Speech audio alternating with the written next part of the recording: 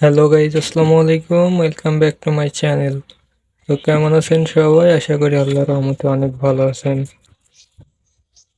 তো আপনারা দেখতে পাচ্ছেন যে আমার হোয়াইট ফিমেলটা, তো এটাকে আমি এপ্রিলের 15 তারিখে মিটিং করেছিলাম।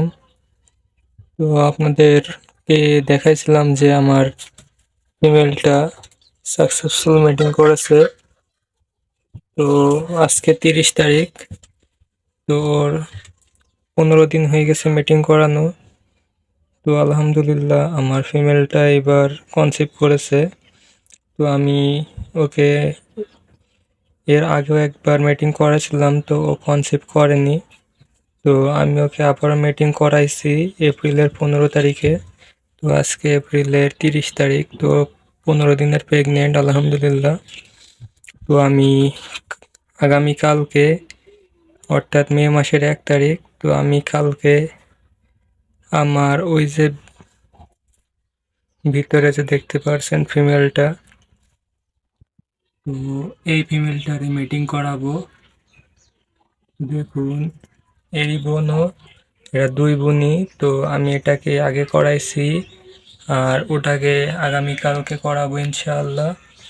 আর ওদের মা এই যে, তো এটাকে আমি কিছুদিন পরে মিটিং করাবো। তো আমার র্যাবিটটা দেখুন, পেটটা কিছুটা বড় হয়ে গেছে। তো যেহেতু মাত্র 15 দিন, খরগোশের মিটিং করানোর 20 দিন পর থেকে পেটটা বেশি বড় হয়ে যায় এবং নিচের দিকে ঝুলে আসে।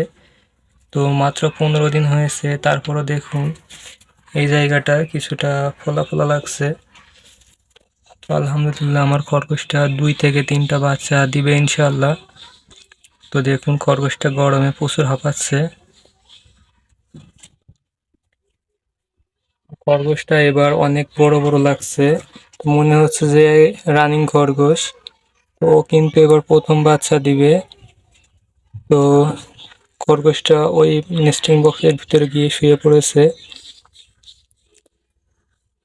তো যাই হোক, আমার খরগোশটা কনসিভ করেছে। তো আমি আগামীকাল এটার মিটিং করাবো।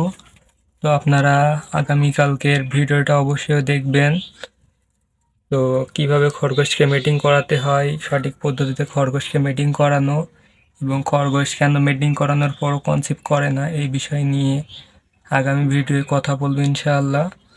তো সকলে ভালো থাকবেন, সুস্থ থাকবেন। আর যারা আমার চ্যানেলে নতুন তারা অবশ্যই চ্যানেলটা সাবস্ক্রাইব করবেন আর ভিডিওটিতে একটি লাইক করবেন। তো ধন্যবাদ সবাইকে।